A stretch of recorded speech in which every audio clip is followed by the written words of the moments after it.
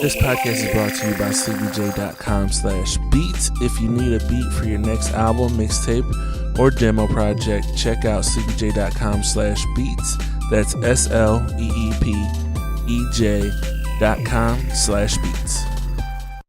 Warning, this podcast may offend some people unintentionally.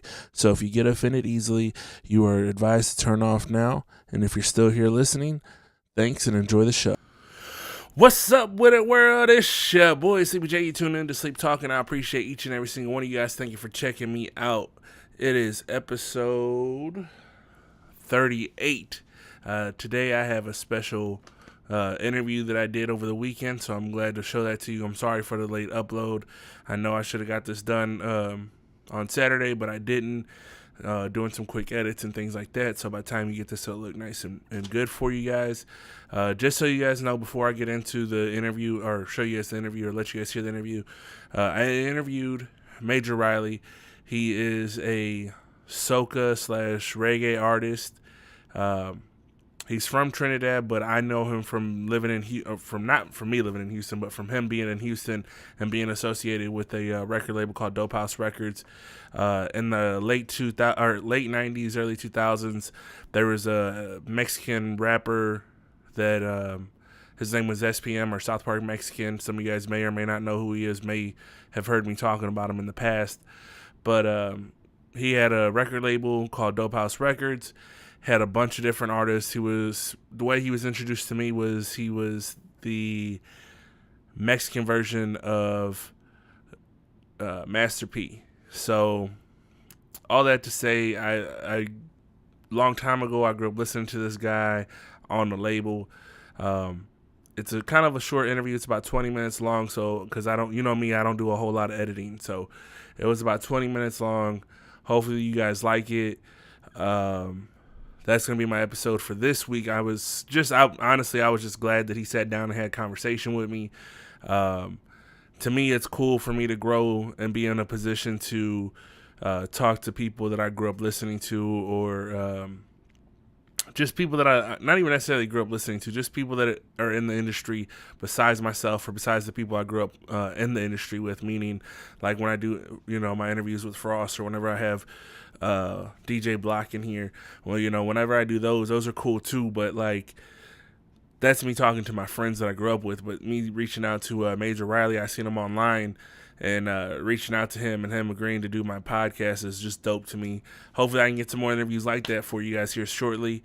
I was talking to this girl online. She went to prison, and now she's done a whole reform, and I'm trying to get her in here soon, or at least another online interview with her too. So I got some cool things I'm working out for you guys. Again, if anybody's been following me for my vlogs, again, I am not doing well this year on my vlogs, but I did upload 5 new beats on Monday. So if you haven't gone to sleepyj.com/beats, make sure you do that. Also, before I forget, follow me on Twitter at SleepyJ. That's SleepEJ. No, that's my Instagram handle. Follow me on my Twitter at SleepyJ. That's SleepE_E_J. Follow me on Instagram at SleepyJ, SleepEPEJ, all one word. Follow me on both of those. Also, if you guys want to support the podcast, go to anchor.fm/sleeptalkin. Hit the support button. Pick the tier in which you want to support us at 99 cents, $4.99, $9.99. It's all appreciated. It helps me be able to continue to do these podcasts for you. With that being said, let's just go ahead and show you this interview. And until next time, I'm sending you... Hey! Hold on. How's it going? Yeah, let me do it. Yeah, what's up? How are you? I'm all right. How about yourself? I'm blessed. That's great. So, first, let me introduce myself. I go by the name Sleepy J. I do a music podcast. If you haven't heard of it, it's called Sleep Talkin. Pretty much, I break down whatever I see going on in the news and things like that. But I just seen you online. I was excited just to contact with you because I grew up listening to Dopehouse and all that stuff. So I recognized the name immediately when I seen you on there. Right. So for anybody that doesn't know that's watching this, because I'm recording this for my podcast for online, and it's going to be the audio version too, so they'll see it on YouTube. You are a hard person to find any interviews or anything like that. I looked online. I was like, let me see. I don't want to ask a question that's everybody asks you every time. I couldn't find anything. So sorry for if I'm going to ask you something I haven't heard before. But I'm being in St. Louis. I haven't heard anything from like Houston or anything like that. So it doesn't matter to me. Ask me whatever you want. all right. So like I'm a music enthusiast. I fell in love with music at a very young age. At like I don't know. I think probably 8 years old. My first song that I remember, I picked up like the Nutty Professor soundtrack, and I just fell in love with hip hop from that. When did you fall in love with music? I would think way back at the age of what, 11, 10, growing up in Trinidad. Yeah. I told my dad that I love music, and he bought me a guitar. I couldn't play it, didn't understand how to play it, right. And it led me on to do different things. But the music take over me. Yeah. I didn't have no control over that. Music took me over. It actually did, and that's a position I'm in. I couldn't tell anybody, and if I did, I would be lying. I couldn't tell you how I actually grew to love music, because to me, overall, it was something to me that I was nurtured to do, and it just take over my soul. Simple. Right. Do you remember like the first piece of music you bought? That would be a Bob Marley CD. Bob Marley? All right. Yes, it would be a Bob Marley CD.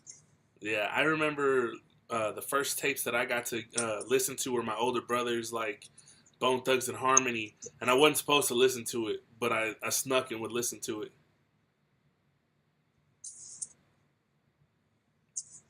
Yeah, somebody keep calling me, but I'll call him back. I understand that. But yeah, so I just, like I said, I grew up, I'm a big music enthusiast, so like I'm always curious, like, is there a song that you have that would, when you hear it, it reminds you of like, oh, I remember when I was like in the second grade or the first grade when I first heard it, or maybe a first love or something like that? Is that in what genre of music? Reggae, dancehall, rock? It doesn't matter. Like, just if a song comes on and you hear it, and it's like, man, as soon as I hear it, it reminds me of the first time I was at a family party, or it just takes you back. Because like, I feel like music will transform you to that time. Like, oh, that song reminds me of 1995 in the school gym, dancing to this song, or whatever the case is. I don't know how far it's going to take me back, but Public Enemy would be one of the rap group that I would have rock and listen to. LL Cool J back in the days. Yeah. And if I'm doing on the reggae flip, it's going to be, again, Bob Marley, and then you have Peter Tosh, and then you have, what's his name? Jacob Miller. Okay. All those big reggae artists from Jamaica. So, yeah. See, I was not one of the young men who listened to one genre of music. I listened to all genre of music. I like rap, I like R&B, I like soca, I like reggae, I like Latino music. I listen to all. Well, being in Houston, you probably get all of it, right? Well, yeah. If I migrate to Houston, I was in Trinidad, I was in New York. And, a big Puerto Rican audience is in New York. But, yeah. In Houston, you get all genre of music. You do. You get them Latino, you get merengue, salsa, cumbia, whatever they call it. I don't know. Right. I mean, I can't speak too much Spanish, but yeah. I understand. So you said you were in New York. So when you came here from, you said Trinidad? Yes. So how old were you when you migrated? I was 26. You were 26? I was 26. All right. Did you, were you just pursuing music? Was it like, what brought you? I just came to visit my mom. Okay. Just visiting and just stuck around, huh? Well, I went back home to Trinidad and I came back up. And then I decided to stick around. I understand. I don't want to. I'm just gonna get these questions out the way because Ask me whatever you want. Ask me whatever you want. I'm just curious about the Dopehouse connection. Yes. How did you connect like with Dopehouse and become part of that? Well, I was at a place called Club Rhythms, where Soca Mexican used to host a talent show on every, I think it's Tuesday night or whatever night. And he heard me perform a song called Signs of Time. And like, God damn, who is this guy? And somebody introduced him to me, and he's like, yo, I just started my record label. I want a reggae artist on my label. So I'm thinking you'll be the real person. And this guy trying to play me around. This guy must be up to nothing. I think he was bullshitting me. So he took my number. I took his number, and he said, come meet me at the dope house, so and so time. And I did. So when I went on there, he did a song. He wanted me to do this song with him and Baby Bash called, what's the name of that song, dude? It was on the Paul Move album. Oh, I don't remember the name of that one actually. I know, I remember hearing. So when I hear your voice, that there's that. I don't know. I hear it every time I listen to. I don't listen to too much anymore, but I remember listening to it and I hear your voice, and that's how I was like. I don't know a lot of the music. I try, like I said, I try to do a lot of research just so I wouldn't be catching up and be like, oh yeah. So the last thing I heard was from like 15 years ago, but I know what you're talking about. Yeah, that song was it really was a good song, and I did that with him, and then he ended up signing me to his label, and then I released the album on his label, and right after that he went to jail. So it was unfortunate that I didn't get to do my other albums that I would like to do. Yeah. Oh, so right after you got there, he wound up going to prison, huh? He went to prison, yes. Yeah. Yeah. I remember when all that. Like I said, I remember when it all happened. It was just crazy because it was like he just started boiling up, and then next thing I know, he was getting locked up. Yeah, he did. Are you still on good terms with the record label? Do you still talk to anybody over there? Yeah. Well, I spoke to his brother recently. They liked my new record that I just released called Blood I Run, which is available on all digital distribution on iTunes, Apple, whatever. You can find it over there on CD Babes. Yeah. And I spoke to SPM on the phone for almost half an hour, about 3 months ago. Yeah. And he's doing good. He's hanging in there, hoping that he will be able to be released on parole coming up this year.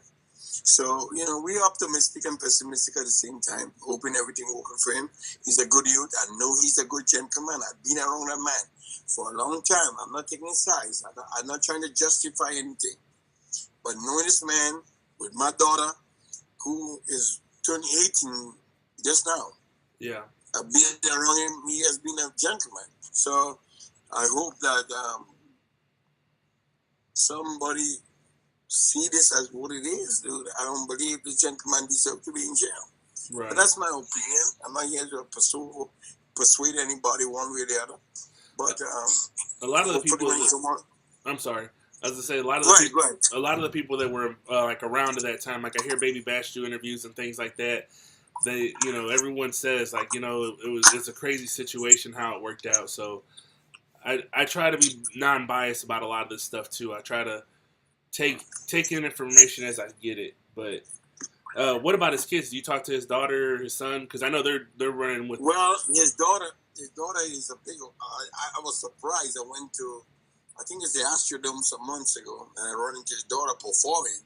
Never even knew it was her. And because when their dad was here, it was kids, it was babies. Right. And I saw I saw somebody who told me she's on stage. So I went on stage, and there she was performing, and she's talented. She got something from her dad, and I think Dope House Records will be here for a long time.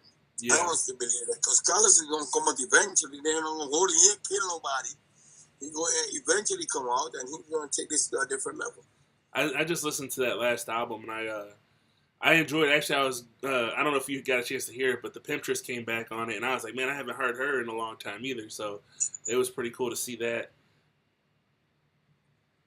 Yeah, well, I haven't, when Pinterest moved to, I think it's Corpus Christi or San Antonio, Yeah. I haven't heard from her. And that was one of my favorite female artists on Dopehouse Records. I have to say that. She was. But she had left Dopehouse a long time ago. And I have never seen a girl, ever. And I mean, I've been to Corpus Christi performing. I've been to San Antonio. I've been to Austin. I never run into her. Yeah. But I would think if Pinterest was to come back to Dopehouse and everything in Dopehouse was to be in order, like the way it used to be when Carlos was out here, Yeah. this record label could blow up big time. The talent that was there, like I remember my cousin, he's from Houston. He told me, he was like, yeah, Dopehouse, it's like he's like the Mexican SPM or the Mexican Master P. That's what it was. And so I had the Third Wish mixed or tape out, and I was listening to it. And then it was after that, I was hooked. I couldn't stop listening to it as fast as they could come out with it. Well, if you listen to Paul Move, I'm on the Paul Move. The Third Wish album. He put one of my song on. I think it's number 18. That's right now, because he loved that song off album. He just took it and put it. But you're absolutely right. You're absolutely right. Dopehouse had a lot of talented artists in the roster. We do it. We had Logi, we had Rashid, we had Grimm, we had Wangari. I mean, I could go on and on. Coast is still like one of my favorite people to listen to. We have Coast to Coast. There are two other black twin Berettas. I mean, they are Lucky Luciano. I could go on and on and on. This record label was about to blow up. And I believe that the system recognized this. They didn't like the message SPM maybe was portraying.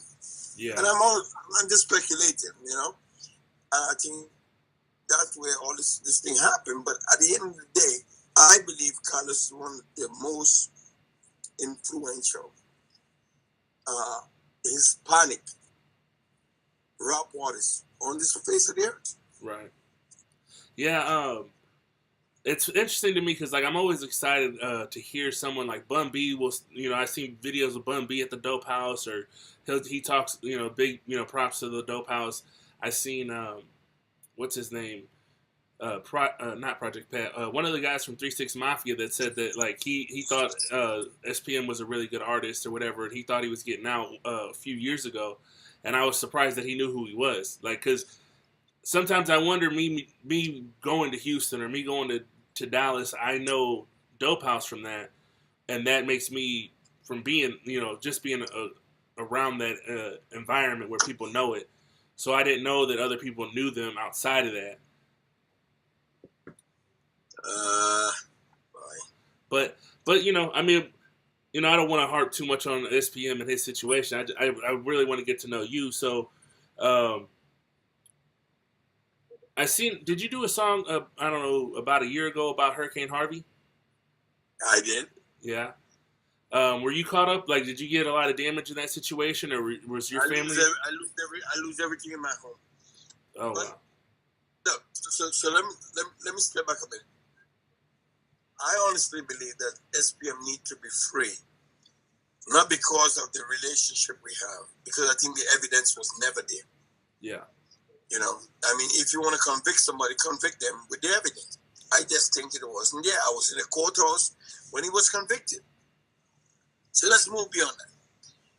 On the subject of concerning me as an artist, I have been persistent and consistent on what I do with positive music to educate people and to inform them about what we do and what we do as human beings and the life that we live. In reality, I interact with this young man for years. Yeah. And there's no way in the world that I believe he will molest some little young girl. I'm telling you, my daughter was young when SPM was. I take my daughter to the Dopehouse all the time. I had no complaints. So, But I'm not trying to prejudge this. Do you understand me? Yeah. I don't want nobody to feel like I'm taking on SPM side or I'm trying to. I'm just saying I don't see this young man who had so much going on at the time for him. Right. To put himself in this picture. What I think it was, his lyrics, his influential on Caucasian culture, which is white America culture, that they didn't like it and tried to find a way to stop him. I can No, see that. he might have did something wrong in between, it's obvious, but to reach to the point that to say or to be accused or to be charged with a crime, to say he molested some young 9-year-old or 10-year-old than me,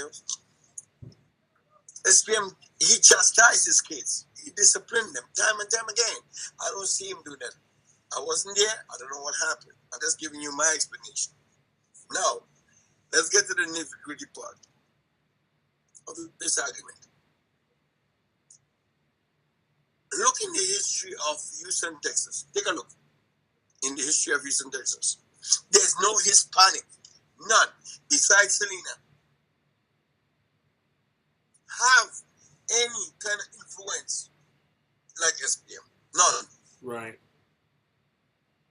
Yeah. I don't. I don't think there's ever been a Hispanic artist that's ever done what he did. Selena did it. Well, I mean, we had glimpses, but not like what he was doing. You had, I mean, you could say, Fat Joe, or you could say, I don't know. We've had Latin flares here and there, but I think he was doing something different. It was a bigger movement. It was more behind it. Look, SPM is my friend. I spoke to him some months ago on the phone. He was always going to be a friend. He's real. He write a lot of songs for his daughter. And I'm looking forward for when he come out from prison, that we can reunite. I might not be on his label because I'm doing my own thing. Yeah. But we'll always remain good friends. Dopehouse will always be family, right? Yeah, man. Always going to be family, bro. I remember when I first started rapping, I remember I used to... Oh, that's the song. Oh, that's right. Yeah, that's it. Yeah, that's me. I was thinking... I was thinking of the song, I think it was on his not Power Moves, on the one where he had it was right after he got signed. He had the Dopehouse chain held out on Power it. Move. No, it was... you just said it. The one you said. No, the one where you have that bowl in his hand. No, the one that I'm talking about, it was right after he had gotten signed. It was like, fuck, I can't think of the name. It's not Power Move. No, because Power Moves, he had the Dope House in his hands. No, the one with the Pyrex bowl in his hand. No, Dope House is a different one. All right. So, Purity album. The Purity album. That's what I was thinking of. That's the album. No, that's what he's on. The Purity album was the one where with the Pyrex bowl. So, but you there? Yeah, I'm still here. But so let me tell you, you feel you have my number. I'll say you have my number. You can always call me. You can always whatever you want from me, music wise. My video is on YouTube. Major Riley, my latest song, Blood I Run, is staying up the place all over the world. Whatever you want, let me. Yeah, I seen you. I actually checked that song out. I like that song. I was just watching the video a little bit ago today. Yes. It's a kind of a gritty feel. What inspired that? Yeah, when I was raising up in Trinity, seeing what my country going through, I had to write what I write, and I write what I write. Trinidad is in a blood zone right now, so yeah. It is what it is. Yeah, there's. I see there. I won't say that it's graphic for me, but I could see how someone would see it. Like, man, it's just got some dark images in it. Yep, it is what it is. Are you still doing a lot of touring? Not right now. In fact, I have an next interview over here. Oh, okay. Waiting on me. Oh, okay. But, well, I appreciate the time that you did give me. I don't want to hold you. We good. No, we good, bro. Oh, okay. I mean, I appreciate you. I really do. This is more important to me because you look out to me. You reach out to me. So whenever we could do this again and again and again, you got my number. You call me or text me whatever time you want. I'm looking to relocate to Dallas here in the next few months. So maybe when I get down there, I'm performing in Dallas on the 15th of March. The 15th of March. Maybe if I'm down there, I'll be able to come check you out. We can have. I'll send you the flyer. I appreciate that. I appreciate you. Yeah. Do we still have a few more minutes? Well, they look like they want to leave. I gotta go get this interview. Oh, okay. You go ahead and do that. What do you want to ask? I was just gonna ask you about this. How do you feel about like these bigger artists like Drake and them kind of taking the Caribbean sound and putting it into music? Do you feel like it's cultural appropriation, or do you feel like it's just great to show? So let me elaborate. Let me elaborate on that. Music is music. I embrace music. Whatever any arts you want to do it. I don't care about all that.